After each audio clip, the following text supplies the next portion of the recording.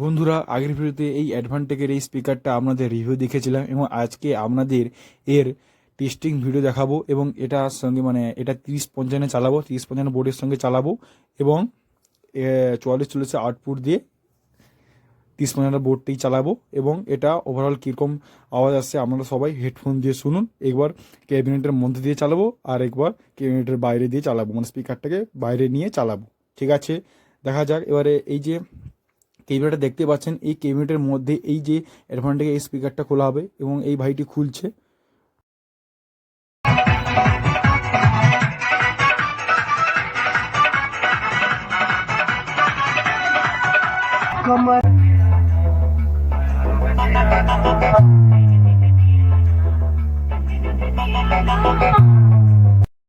বন্ধুরা, এই স্পিকার পারফরমেন্সটা আমরা দেখলেন এবং এই স্পিকারটা যা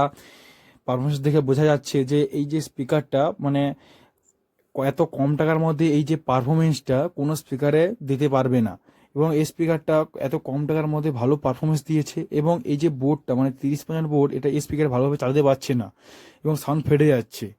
এবং পরে আপনারা যে ভিডিওর মধ্যে থাম্বনেইলে দেখছেন 5239 যে বোর্ডটা, এমপ্লিফায়ার বোর্ডটা, এটা মনো 200 ওয়াট আউটপুট করে এবং এটার সঙ্গে এই যে 135 ওয়াটের অ্যাডভান্টেজ যে স্পিকারটা, এটা আগের ভিডিওতে আমরা এই দুটোকে চালাবো এবং